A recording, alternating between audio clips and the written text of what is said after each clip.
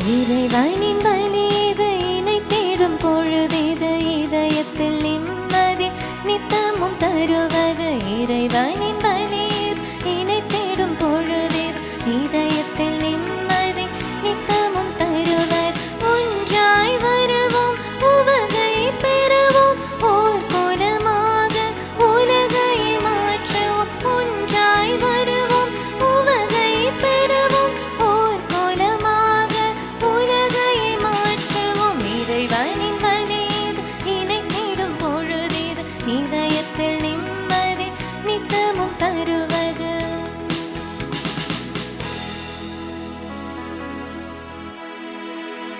தந்தை மகன் தூயாவியாரின் பெயராலே ஆமென். நம் தந்தையாகிய கடவுளிடமிருந்தும் ஆண்டவராகிய இயேசு கிறிஸ்துவிடமிருந்தும் அருளும் அமைதியும் உங்களோடு என்றும் இருப்பதாக. உம் ஆன்மாவோடும் இருப்பதாக. இயேசுவில் பிரியமானவர்களே, கிறிஸ்துவின் நாமத்தில் உங்களை வாழ்த்தி திருப்பள்ளிக்கு அன்போடு வரவேற்கிறேன். புனித அகுஸ்தினாரின் அன்பு தாயாகிய புனித மோனிகாவின் நினைவினை இந்த நாளில் அகில உலக திரு அவையோடு நாமும் சிறப்பிக்க இருக்கிறோம். தன் ஜெபத்தினால் வெற்றி பெற்ற ஒரு வீர மங்கையாக நமக்கு முன்னால் அவர் இருக்கிறார். ஆகவே ஜெபம் என்கின்ற ஒரு மிகப்பெரிய ஆயுதத்தை நாம் கையில் எடுக்க, நமக்கு எதிரான மனிதர்கள் காரியங்களோடு போராட அவர் நமக்கு அழைப்பு கொடுக்கிறார். ஆகவே அதை உணர்ந்தவர்களாய் இத்திருப்பலியில் அவரின் பரிந்துரையோடு இணைந்து மன்றாடவும். இந்த தூய மர நிகழ்வை தகுதியோடு கொண்டாட தடையாக இருக்கும் நம்முடைய பாவங்கள் பலவீனங்களை ஏற்று மனம் வருந்துவோம். எல்லாம் வல்ல இறைவனிடமும் சகோதர சகோதரிகளே, உங்களிடமும் நான் பாவையென ஏற்றுக்கொள்கிறேன். ஏனெனில் என் சிந்தனையாலும் சொல்லாலும் செயலாலும் கடமையில் தவறியதாலும் பாவங்கள் பல செய்தேன். என் பாவமே, என் பாவமே, என் பெரும் பாவமே. ஆகையால் எப்போதும் கன்னியான புனித மரியாவையும் வானதூதர் புனிதர் அனைவரையும் சகோதர சகோதரிகளே உங்களையும் நம் இறைவனாகிய ஆண்டவரிடம் எனக்காக வேண்டிக் கொள்ள மன்றாடுகிறேன். எல்லாம் உள்ள இறைவன் நம் மீது இரக்கமைத்து நம் பாவங்கள் பலவீனங்கள் எல்லாவற்றையும் மன்னித்து நம்மை நிலை வாழ்வுக்கு அழைத்துச் செல்வாராக. ஆமென்.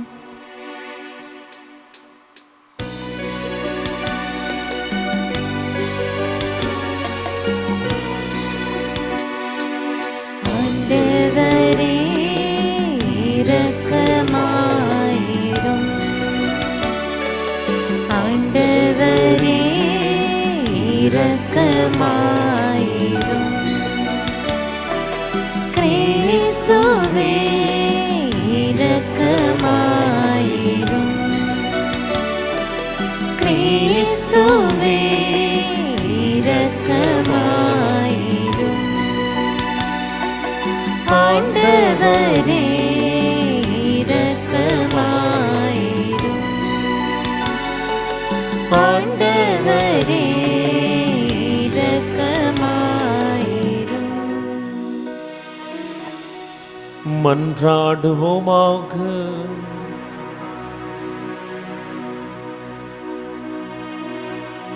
இறைவா, துயருவோருக்கு ஆறுதலானவரே, புனித மோனிகா தம் அன்பு மகன் அகஸ்துனின் மனமாற்றத்துக்காக பரிவுடன் சிந்திய கண்ணீரை இரக்கத்துடன் ஏற்றுக்கொண்டீரே. இவ்விரு புனிதர்களின் வேண்டலால் நாங்கள் எங்கள் பாவங்களுக்காக மனம் வருந்தி உமது அருளின் மன்னிப்பை கண்டடைவோமாக. எங்கள் ஆண்டவராகிய இயேசு கிறிஸ்து வழியாக உம்மை மன்றாடுகின்றோம்.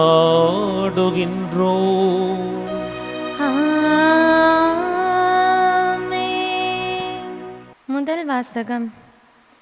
நல்ல மனைவியின் அழகு ஆண்டவர் உரையும் உயர்வானில் எழும் கதிரவனை போன்றது. சீராக்கின் ஞான நூலிலிருந்து வாசகம். அதிகாரம் 26 இறை வார்த்தைகள் 1 முதல் 4, 13 முதல் 16 முடிய. துணிவுள்ள மனைவியை அடைந்த கணவன் பேறு பெற்றவன். அவனுடைய வாழ்நாளின் எண்ணிக்கை 2 மடங்காகும். பற்றுள்ள மனைவி தன் கணவரை மகிழ்விக்கிறாள். அவள் தன் வாழ்நாள் முழுவதும் அமைதியாக கழிப்பான். நல்ல மனைவியே ஒருவனுக்கு கிடைக்கும் நல்ல சொத்து. ஆண்டவருக்கு அஞ்சி நடப்போர் பெரும் செல்வங்களுள் ஒன்றாக அவளும் அருளப்படுவாள். செல்வனாகவோ ஏழையாகவோ இருந்தாலும் அத்தகையவன் உள்ளம் மகிழ்ந்திருக்கும். எக்காலத்திலும் அவனது முகம் மலர்ந்திருக்கும். ஒரு மனைவியிடம் விளங்கும் நன்னயம் அவள் கணவனை மகிழ்விக்கும். அவளிடம் காணப்படும் அறிவாற்றல் அவன் எலும்புகளுக்கு வலுவூட்டும். அமைதியான மனைவி ஆண்டவர் அளித்த கொடை. நற்பயிற்சி பெற்றவளுக்கு ஈடானது ஏதுமில்லை. அடக்கமுள்ள மனைவியின் அழகே அழகு. கற்புள்ளவளுக்கு ஈடு இணை எதுவுமில்லை. ஒழுங்கமைதியுடைய இல்லத்தில் விளங்கும் நல்ல மனைவியின் அழகு ஆண்டவர் உறையும் உயர்வானில் எழும் கதிரவனை போன்றது. இது ஆண்டவர் வழங்கும் அருள்வாக்கு. இறைவனுக்கு நன்றி. ஆண்டவரே, என் உயிரை காத்தருளும்.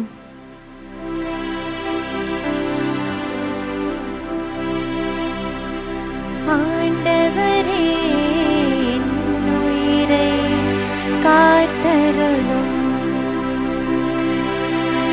ஆண்டவரே, என் உயிரை காத்தருளும். ஆண்டவரே, என் உள்ளத்தில் இருமாப்பு இல்லை. என் பார்வையில் செருக்கு இல்லை. எனக்கு மிஞ்சின அரிய பெரிய செயல்களில் நான் ஈடுபடுவதில்லை. எனக்கு மிஞ்சின அரிய பெரிய செயல்களில் நான் ஈடுபடுவதில்லை.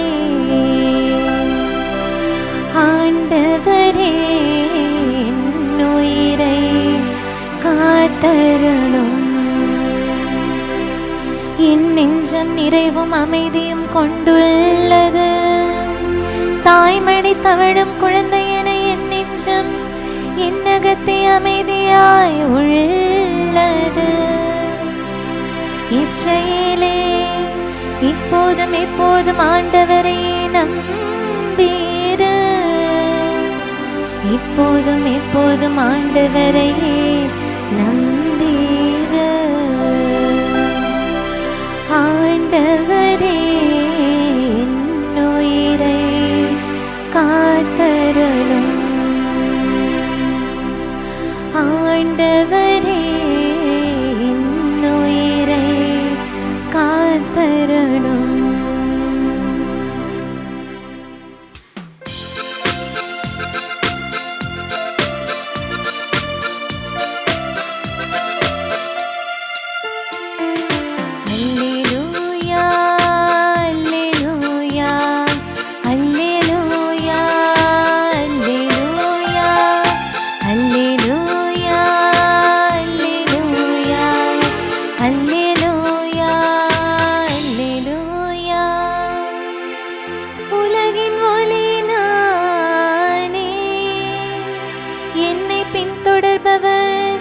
வாழ்வுக்கு வழிகாட்டும் ஒளியை கொண்டிருப்பார் என்கிறார் ஆண்டவர். அல்லேலூயா, அல்லேலூயா, அல்லேலூயா, அல்லேலூயா, அல்லேலூயா, அல்லேலூயா. ஆண்டவர் உங்களோடு இருப்பாராக. ஆன்மாவோடும் இருப்பாராக. லூக்கா எழுதிய தூய நற்செய்தியிலிருந்து வாசகம். ஆண்டவரே, மாட்சி உமக்கே. அக்காலத்தில் இயேசு நயீன் என்னும் ஊருக்கு சென்றார். அவருடைய சீடரும் பெருந்திரளான மக்களும் அவருடன் சென்றனர். அவர் அவ்வூர் வாயிலை நெருங்கி வந்தபோதும் இறந்த ஒருவரை சிலர் தூக்கி வந்தனர். தாய்க்கு அவர் ஒரே மகன். அத்தாயோ கைம்பெண். அவ்வூரைச் சேர்ந்த பெருந்திரளான மக்களும் அவரோடு இருந்தனர். அவரை கண்ட ஆண்டவர் அவர் மீது பரிவு கொண்டு, அழாதீர் என்றார். அருகில் சென்று பாடையை தொட்டார். அதை தூக்கி சென்றவர்கள் நின்றார்கள். அப்பொழுது அவர், இளைஞனே, நான் உனக்கு சொல்லுகிறேன், எழுந்திடு என்றார். இறந்தவர் எழுந்து உட்கார்ந்து பேசத் தொடங்கினார். இயேசு அவரை அவர் தாயிடம் ஒப்படைத்தார். அனைவரும் அச்சமுற்று, நம்மிடையே பெரிய இறைவாக்கினர் ஒருவர் தோன்றியிருக்கிறார், கடவுள் தம் மக்களை தேடி வந்திருக்கிறார் என்று சொல்லி கடவுளை போற்றி புகழ்ந்தனர். அவரை பற்றி இந்த செய்தி யூதேயா நாடு முழுவதிலும் சுற்றியுள்ள பகுதிகளிலும் பரவியது.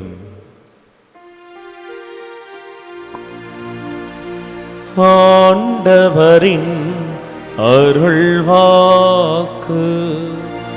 கிறிஸ்துவே உமக்கு புகழ். திருமணமான பெண்களின் பாதுகாவலியான புனித மோனிகாவினுடைய நினைவு நாளில், அவருடைய விண்ணக பிறப்பு நாளில், அவருடைய பரிந்துரையோடு இறை ஆசிரை உங்களுக்கு நான் மகிழ்வோடு உரித்தாக்குகிறேன். அன்பிற்குரியவர்களே, நிச்சயமாக நாம் அனைவருமே வாசித்து நம்முடைய மனதிற்குள் ஆழமாய் பதித்து வைத்து கொள்ள வேண்டிய ஒரு வாழ்க்கை வரலாறு நம்முடைய புனிதை மோனிகாவினுடைய வரலாறு. பொதுவாக இவருடைய வாழ்க்கையை குறித்து பேசுகிற பொழுதெல்லாம் தன் மகனுக்காய் தன் மகனுக்காய் தன் மகனுக்காய் அப்படின்னு சொல்லிதான் மோனிகாவை அவர் பெற்றெடுத்த நாளைய நாள் விழாவின் நாயகனாகிய புனித அகுஸ்தினாரோடு இணைத்து பேசுவார்கள். ஆனால் ஒரு தாயாக மட்டுமல்ல, ஒரு மனைவியாகவும் அவர் நின்று வென்றார். ஆகவேதான் திருச்சபை அவரை திருமணமான பெண்களினுடைய பாதுகாவலியாக உயர்த்தி வச்சிருக்குன்னு சொன்னான். எப்படிப்பட்டது அவருடைய வாழ்க்கை! அவருடைய வாழ்க்கையை நான் 3 தளங்களிலே பார்க்கிறேன். திருமணம் ஆவதற்கு முன்னால் அவருடைய வாழ்க்கை, திருமணமான பிறகு தன் கணவனோடு அவருடைய வாழ்க்கை, தன் கணவனுடைய இறப்பிற்கு பிறகு தன்னுடைய மகனுக்காய் அவர் வாழ்ந்த வாழ்க்கை. இந்த 3 கட்டங்களிலும் ஜெபம் என்பது அவரை இயக்கியது. இந்த 3 கட்டங்களிலும் பொதுவாய் காணக்கூடிய ஒரே ஒரு ஆழமான இறை செய்தி, அவர் ஜெபிக்கிற வீரமங்கையாக இருந்தார். முதலில் பார்க்கிறோம், திருமணத்திற்கு முன்பு அவருடைய வாழ்க்கை எப்படி இருந்தது. சற்றேறக்குறைய கிபி 332 பிறந்த ஒருவர், மிகவும் பக்தி நிறைந்த ஒரு குடும்பத்திலே, ஒரு குடும்ப சூழலிலே அவர் வளர்கிறார். அன்பு உறவுகளே, விழித்தெழுந்து ஜெபிப்பதும் இரவு நேரங்களில் கண் விழித்து ஜெபிப்பதுமாய் சிறு வயதிலிருந்தே ஜெபத்தோடு தன் வாழ்க்கையை இணைத்து கொண்டவர்தான் புனித மோனிகா. அந்த ஜெபம் அவரை என்ன செய்யுது? செயல்பாட்டுக்கு இட்டு செல்லுது. விவிலியத்தில் வாசிக்கிறோம்ல, செயல்கள் இல்லாத நம்பிக்கை அது செத்த நம்பிக்கை. ஆக கண் விழித்தவராய், அதிகாலையில் எழுந்து ஜெபித்தவராய், தன் தாயிடத்திலிருந்து ஜெபத்தை ஜெப வாழ்க்கையை கற்றுக்கொண்ட புனித மோனிகா சிறு வயதிலேயே சேர்த்து வைப்பதும், சேர்த்து வைப்பதை தேவையில் இருக்கிற மக்களுக்காய் மனமு வந்து கொடுப்பதுமாய் அவர் சிறு வயதிலிருந்து இருந்திருக்காருன்னு சொன்னா, அவருடைய ஜெபம் செயல்பாட்டுக்கு அவரை இட்டு சென்றது. சிறு வயதிலேயே பிறருக்காய் உதவ வேண்டும், பிறருடைய துயரை நீர்க்க வேண்டும் என்கின்ற ஒரு எண்ணம் அவருக்குள் இருந்தது. இப்படி ஜெபத்தில் வேரூன்றி இருந்த நம்முடைய புனிதை நிச்சயமாக அவர் அருள் சகோதரியாகத்தான் மாறியிருக்க வேண்டும். அந்த ஆசையும் அவருக்கு இருந்தது. ஒரு அருள் சகோதரியாக மாறி தன் வாழ்க்கை முழுமையாக கடவுளுக்கு அர்ப்பணித்து ஜெபிப்பதை ஏதோ ஒரு நேரத்திற்கு மட்டும் உள்ளடக்கிய ஒரு செயலாக அல்ல, ஜெபமே வாழ்க்கையாக மாற வேண்டும் என வாழ்ந்தவர்தான் புனிதை மோனிகா அவர்கள். ஆனால் அதற்கான அனுமதி அவருக்கு கிடைக்கவில்லை. அவருடைய பெற்றோர் இவரை குறித்து வேறு விதமான வாழ்க்கை திட்டங்கள் வைத்திருந்தார்கள். பாருங்களே, அவர் கீழ்ப்படுகிறார். அவர் வெகுண்டெழுந்து நான் இந்த வாழ்க்கைக்கு செல்வேன் என்று சென்றிருந்தாலும் கூட அவர் புனிதையாக மலர்ந்திருப்பார், மாற்று கருத்தை இல்லை. ஆனால் தன் பெற்றோரின் திருவுளத்தை புரிந்து கொண்டு அவர்கள் வார்த்தைக்கு கீழ்ப்படுகிறார், திருமண வாழ்க்கையில் அடியெடுத்து வைக்கிறார். அப்ப முதல் பாதி சொல்லுகிற செய்தி என்பது வாழ்க்கையின் முதல் பகுதி ஜெபித்தார். ஜெபம் அவரை செயலுக்கு இட்டு சென்றது. அந்த ஜெபமே வாழ்க்கையாக மாற்ற முடிவு செய்த பொழுது பெற்றோரினுடைய எண்ணங்களை புரிந்து கொண்டு கீழ்ப்படிதலோடு அவர் துறவரத்தை அல்ல, திருமண வாழ்க்கையிலே அடியெடுத்து வைக்கிறார். இந்த முதல் பகுதி என்பது அவர் ஜெபத்திலே வாழ்க்கையை கட்டி எழுப்பினார் என்பதை எடுத்து காண்பிக்குது. அப்ப இரண்டாவது பகுதிக்கு செல்கிற பொழுது திருமண வாழ்க்கை. திருமண வாழ்க்கைக்கு போன பிறகு அவர் அலுவல்களை முன்னிறுத்தி திருமண வாழ்க்கையில் ஒரு மனைவியாக, ஒரு இல்ல தலைவியாக நான் செய்ய வேண்டிய காரியங்கள் பல உண்டுன்னு சொல்லி ஜெபத்தை அவர் கைவிடவில்லை. அங்கும் அந்த ஜெபத்திலேயே தன் வாழ்க்கையை அவர் தொடர்ந்து கட்டுகிறார். ஆனால் அவர் கணவருடைய ஆதரவு அவருக்கு கிடைக்கவில்லை. எல்லா நிலைகளிலும் இவருக்கு எதிராய் நிற்பதே அவருடைய கணவர் பேட்ரிக் ஒரு முழு நேர தொழிலாக வைத்திருந்தார். இவர் ஜெபிக்கணும் அப்படின்னு ஆசைப்பட்டாங்கன்னா அவர் தொந்தரவு செய்வார். சேர்த்து வைத்து உதவி செய்யணும்னு சொன்னா அதற்கு இடையூறாக இருப்பார். இவர் ஆலயத்திற்கு போகலான்னு சொல்லுகிற பொழுது அவர் போகிற நேரத்தில் இவருக்கு வேலைகளை கொடுப்பாராம்.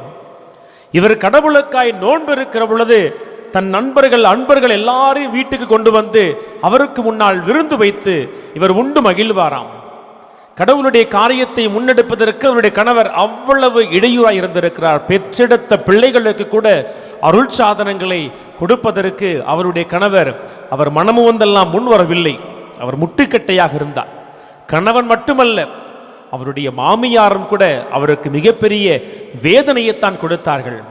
இந்த வேதனைகளிலெல்லாம் அவர் கையில் எடுத்த ஒரு ஆயுதம் எதிர்ப்பு அல்ல, கோபம் அல்ல, சண்டை அல்ல, முரண்படுதல் அல்ல, யார் சரியென சண்டை போட்டு விவாதித்து தீர்மானிப்பதல்ல. மாறாக சண்டை போடுகிற கணவனோடு அமைதியில், கனிவில், நன்னடத்தையில், விட்டு கொடுப்பதில், பொறுத்து கொள்வதில், நேரம் எடுத்து புரிந்து கொள்வதில் தன்னை புரிந்து கொள்ளாத கணவருக்கும் மாமியாருக்குமாய் கடவுளிடத்தில் மனமாற்றத்துக்காய் ஜெபிப்பதிலுமாய் அவர் நேரத்தை செலவிட்டார். இன்னைக்கு முதல் வாசகம் ரொம்ப அழகாய் சொல்லிச்சு பாருங்களேன்.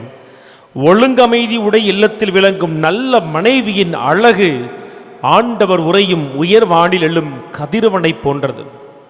அது பிரகாசிக்கும். ஒரு நல்ல மனைவி இல்லத்தை பிரகாசிக்க செய்பவளாய் இருப்பாள். எவ்வளவு சோதனைகள் தன் ஆன்மீக வாழ்க்கையில், ஆண்டவரோடு இணைந்து வாழ்கிற வாழ்க்கையில், திருப்பள்ளிக்கு செல்லுவதில், பக்தி முயற்சியை முன்னெடுப்பதில் கணவன் முழு நேரமும் அவர் முட்டுக்கட்டையாய் இருந்த பொழுது அவருக்காய் கடவுளிடத்திலே அவர் ஜெபித்தார். நம்ம சொல்லுவோம்ல, முயற்சிகள் செய்யாததை கூட முழங்கால்கள் செய்யணும் சொல்லி மனமாற்றத்திற்காய் அவர் ஜெப ஆயுதத்தை ஏந்தி தன் கணவரை ஆண்டவரிடத்தில் கொண்டு போனார். கடைசியில் யார் ஜெயிச்சா? இவரை கஷ்டப்படுத்திய கணவர் அல்ல. 16 ஆண்டுகள் திருமண வாழ்க்கையில் அவர் வேதனைப்பட்டாலும் ஒரு நாள் மோனிகாவினுடைய ஜெபம் கணவரை மாற்றியது. அவர் கிறிஸ்தவராய் மாறிதான் அவர் இறப்பை எய்தினார். அப்படின்னா பாருங்களே, தன் வேதனைகளில், பாடுகளில் தான் சரியென நிரூபிப்பதில் தன் நேரத்தை அவர் செலவிடவில்லை. அவரும் மாற வேண்டும், என்னை போல மாற வேண்டும், அதற்கு ஜெபம் தான் ஒரே வழின்னு சொல்லி தன் கணவரை ஒப்பு கொடுத்தார். அந்த கணவர் இறப்பதற்கு முன்னால் ஆண்டவரை ஏற்றுக்கொண்டார்னு சொன்னா இவருடைய ஜெப போராட்டம் கடைசியில் இவருக்கு மட்டுமல்ல, ஆன்மாவை இழந்து நின்ற அந்த கணவருக்கும் அது வெற்றியை கொடுத்துச்சுன்னு சொன்னா, தன் வாழ்க்கையின் இரண்டாவது பகுதியிலும் ஜெபத்தினால் தன்னை புரிந்து கொள்ளாத புண்படுத்திய கணவனையும் வென்றவராய் புனிதை மோனிகா இருக்கிறார். இரண்டாவது பகுதி முடியுது. மூணாவது பகுதி தான் தன் மகனோடு அவருக்கு இருக்கிற உறவு. மகன் எப்படிப்பட்டவர்? படிப்பதற்காய், உயர் படிப்பிற்காய் கார்த்தியேஜ் நகருக்கு செல்லுகிறார். சென்ற இடத்தில் ஒழுக்கம் தவறிய மகனாய் மாறுகிறார். தவறான நட்பு, கடவுளை மறுக்கிற கொள்கைகள் மீதான ஈர்ப்பு, பெண்களோடு நாட்டம், கடவுள் எதையெல்லாம் வெறுக்கிறாரோ அதை அவருடைய உடல் இச்சை அவரை செய்ய தூண்டுது. வீட்டுக்கு வராரு, அம்மா தடை போடுகிறார்கள். அம்மா தடையாக இருப்பாங்கன்னு சொல்லி அம்மாவை விட்டு விலகி ஓட ஆசைப்படுகிறார். அவர் கப்பலில் ரோமாபுரிக்கு செல்ல ஆசைப்படுகிற பொழுது கப்பல் செல்லுகிற நேரத்தை மாற்றி சொல்லி அந்த நேரத்தில் அம்மாவை பூசைக்கு அமைச்சிட்டு இவர் கப்பலேறி ஓடி வருகிறார். பாருங்களே, தன்னை வேண்டாம் என சொல்லி உடல் இன்பத்திற்காய் ஓடிய மகனை எதிர்த்து எப்படி புனித மோனிக்காய் பதிலிருப்பு கொடுத்தார்? அப்போதும் அவர் கையில் எடுத்தது ஜெபம். நல்ல ஒரு அருமையான ஒரு இணைப்பு பகுதி இருக்கும் விவிலியத்தில். கடவுளை மறுத்து கடவுளை விட்டு விலகி ஓடி மறைந்து கொண்ட மனிதனை ஏதேன் தோட்டத்திலே வானக தந்தை தேடி வந்தது போல நல்லதை கற்பிக்கிற தன்னை விட்டு ஓடிய தன் மகனுக்கு பின்னால் ரோமைக்கு கப்பலேறி பயணப்படுகிறார் புனித மோனிகா.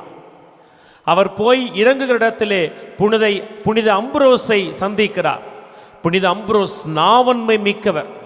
தன்னுடைய அற்புதமான பிரசங்கத்தினால், வல்லமையான இறை வார்த்தையினால் பல அற்புதங்களை செய்கிறார். தன் மகனை குறித்து புனித அம்புரோஸ் இடத்திலே முறையிடுகிறார், புலம்புகிறார், பதில் தேடுகிறார்.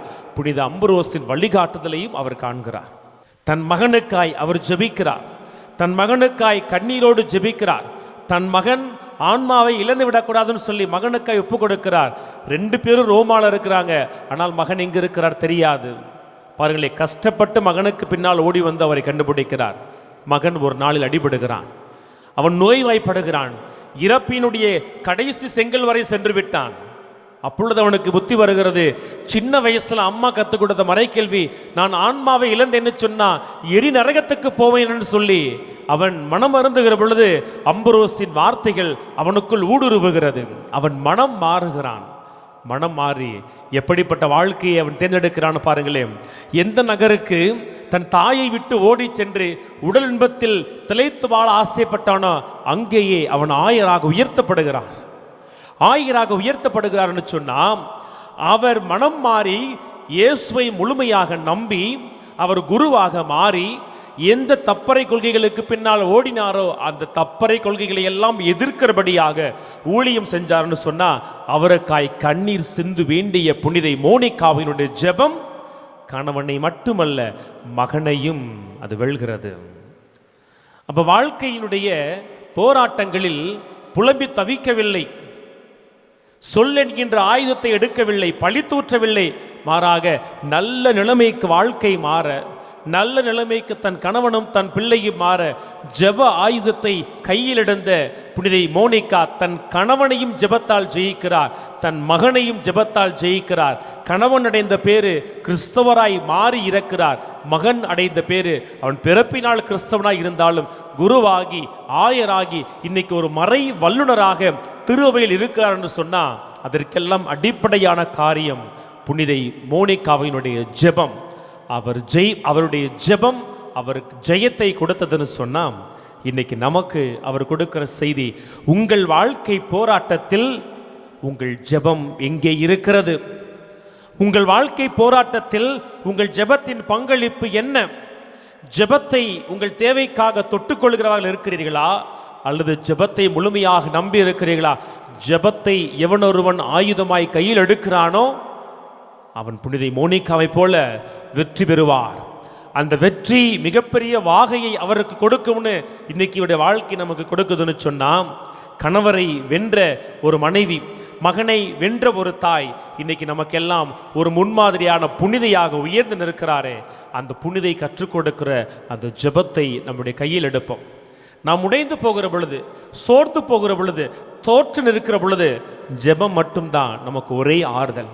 அந்த ஜெபம் நம்மை கடவுளுக்கு அருகிலே அழைத்து செல்லுகிறது, அவருடைய ஆறுதலை நமக்கு கொடுக்குது.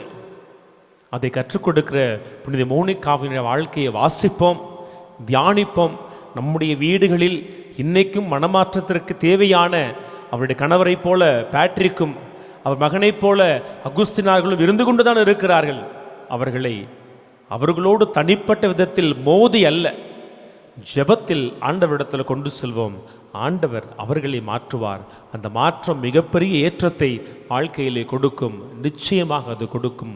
அப்படிப்பட்ட ஒரு மாற்றம் உங்களுக்கும் சம்பவிப்பதாக. ஆமேன்.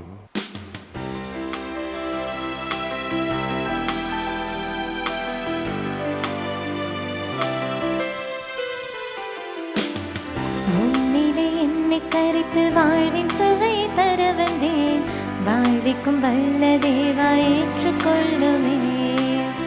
உன்னிலே என்னை கரித்து வாழ்வின் சுவை தர வந்தேன். வாழ்விக்கும் வல்ல தேவா ஏற்றுக்கொள்ளுமே.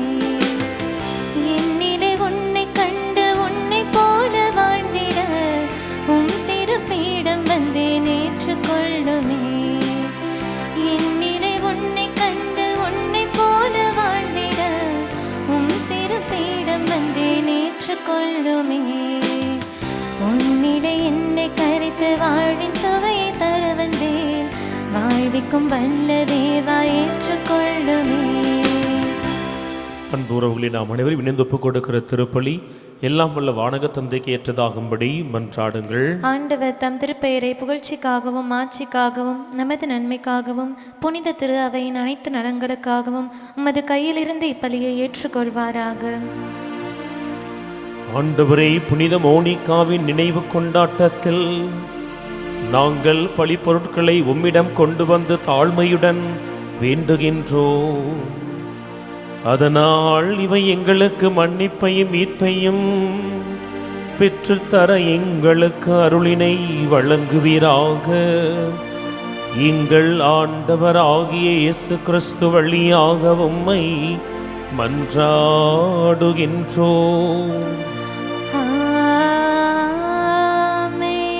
ஆண்டவர் உங்களோடு இருப்பாராக. உம்மான்மாவோடும் இருப்பாராக. இதயங்களை மேலே எழுப்புங்கள்.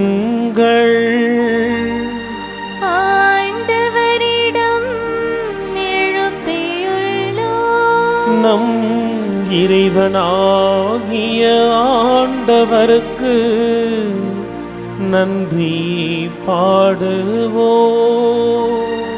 அது தகுதியும் நீதியும் ஆனது.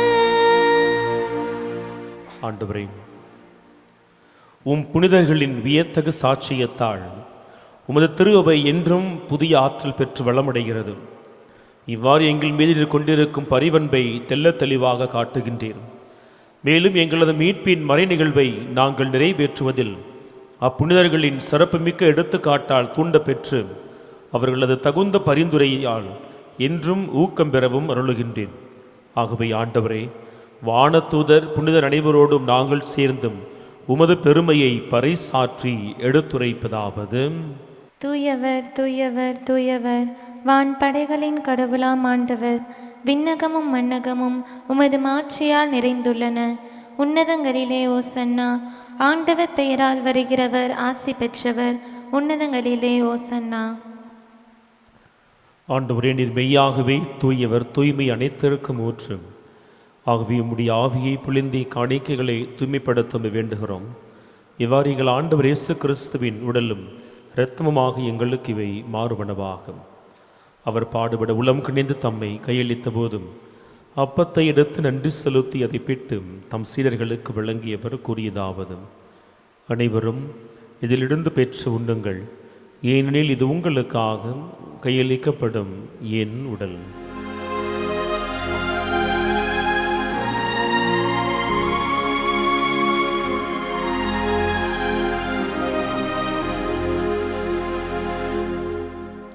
அவர் நம்மை இரவு விருந்தை அருந்திய பின் கிண்ணத்தையும் எடுத்து மீண்டும் உமக்கு நன்றி கூறி தம் சீடர்களுக்கு வழங்கியவர் கூறியதாவது: அனைவரும் இதிலிருந்து பெற்று பருகுங்கள், ஏனெனில் இது புதிய நிலையான உடன்படிக்கைக்கு உரிய என் இரத்தத்தின் கிண்ணம்.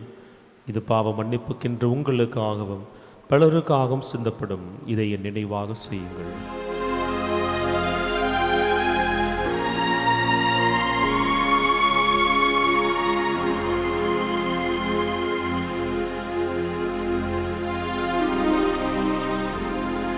நம்பிக்கையின் மறைபொருள். ஆண்டவரே, நீர் வருமளவும் உமது இறப்பினை அறிக்கையிடுகின்றோம்.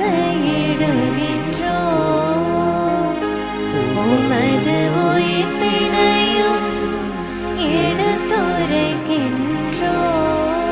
ஆகவே ஆண்டவரே, நாங்கள் கிறிஸ்துவின் இறப்பினையும் உயிர்ப்பினையும் நினைவு கூர்ந்தும் வாழ்வு தரும் அப்பத்தை மீட்பளிக்கும் கிண்ணத்தை உமக்கு ஒப்புக் கொடுக்கிறோம்.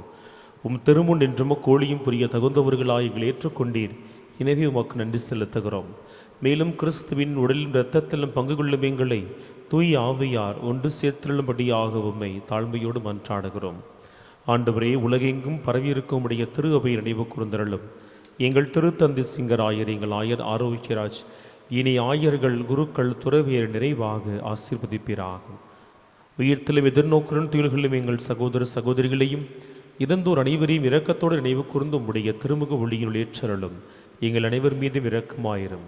கடவுளின் கன்னித்தாயான புனித மரியா, அவருடைய கணவரான புனித யோசேப்பு, புனித திருத்துதர்கள், இந்த உலகில் நமக்கு உகந்தவராய் இருந்தோராக எல்லா புனிதரோடும் நாங்கள் நிலை வாழ்வில் பங்கு கொள்ளும் தகுதி பெற்றும் உம் அன்பு திருமகனும் எங்கள் மீட்பெருமான இயேசு கிறிஸ்து வழியாகும் உம்மை புகழ்ந்திடும் வரம் அருள இறைஞ்சி மன்றாடுகிறோம்.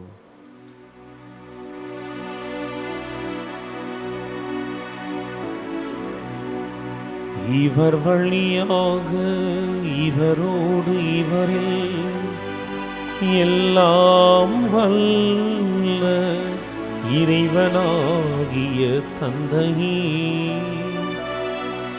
தூய ஆவியாரின் ஒன்றிப்பில் எல்லா புகழும் மாட்சியும் என்றென்றும் உமக்கு உரியதே.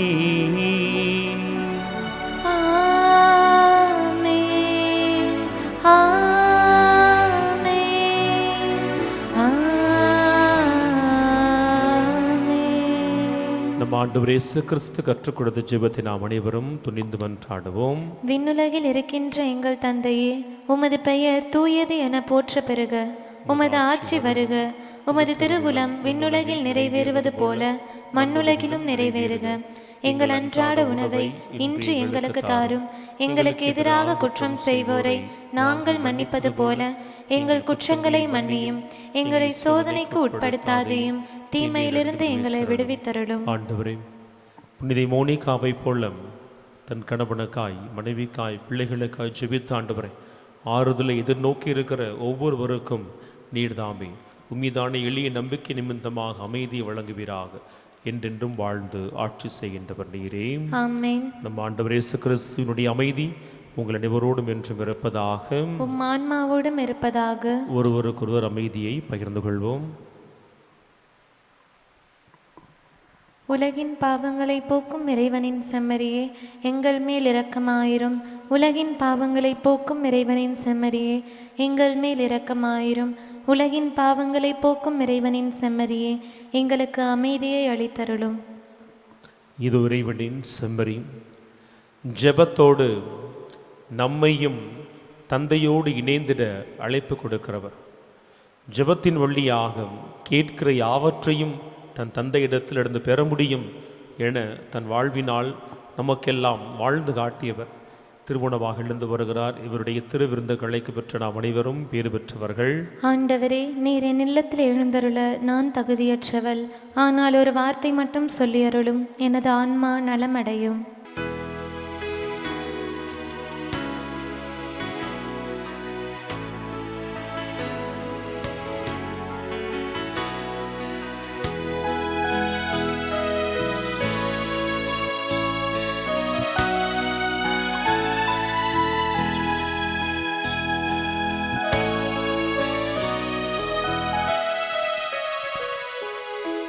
இறைவன் அழைக்கின்றார், இனிய உணவிற்கு இறைக்குலமே நாம் இணைந்தே சென்றிடுவோம். இறைவன் அழைக்கின்றார், இனிய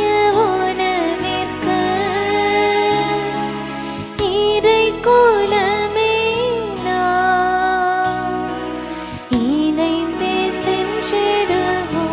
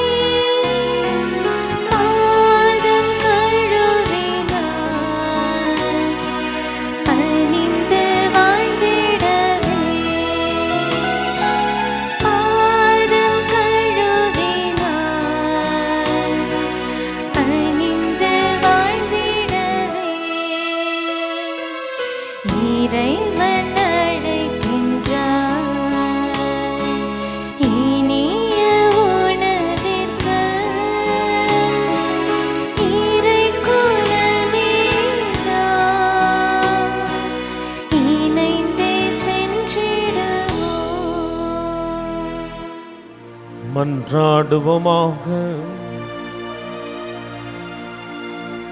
எல்லாம் வல்ல இறைவா, புனித மோனிகாவின் நினைவு நாளில் தூய அருளடையாளத்தின் செயல் எங்களை என்றும் ஒளிர்வித்து சுடர்விட செய்வதாக. அதனால் நாங்கள் என்றும் தூய விருப்பங்களில் தனியா பற்று கொண்டு நற்செயல்களில் திளைக்கவும், எங்கள் புனிதையைப் போல ஜெப வாழ்வில் இன்னும் ஆழமாக வேரூன்றவும் எங்களுக்கு அருளினை வழங்குவீராக. எங்கள் ஆண்டவராகிய இயேசு கிறிஸ்து வழியாக உம்மை மன்றாடுகின்றோம்.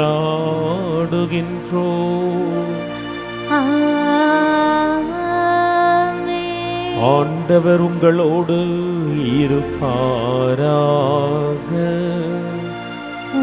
ஆன்மாவோடும் இருப்பாராக. எல்லாம் வல்ல இறைவன் தந்தை, மகன், தூய ஆவியார் உங்கள் அனைவரையும் நிறைவாக ஆசீர்வதிப்பாராக.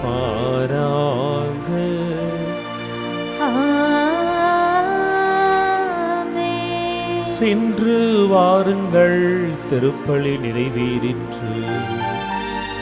இறைவனுக்கு நன்றி.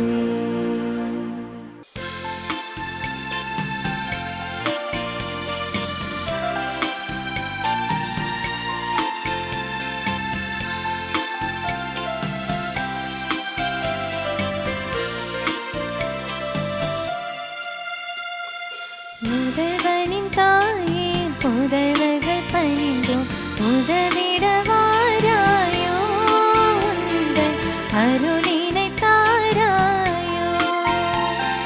முதல்வனின் தாயே, புதல்வர்கள் பணிந்தோம் உதவிட வாராயோ, உந்தன் அருளினை தாராயோ.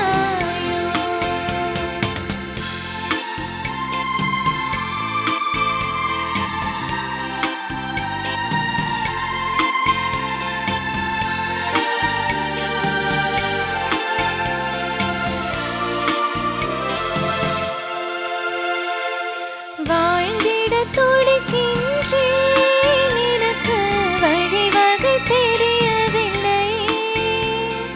வாழ்ந்திட துடிக்கின்றேன், எனக்கு வழிவகை தெரியவில்லை. கைகளை பிடித்திடுவாய் அம்மா, துயரின்றி நடந்திடுவேன். முதல்வனின் தாயே, புதல்வர்கள் பணிந்தோம் உதவிட வாராயோ, உந்தன் அருளினை தாராயோ. தந்தை, மகன், தூய ஆவியாரின் பெயராலே ஆமென்.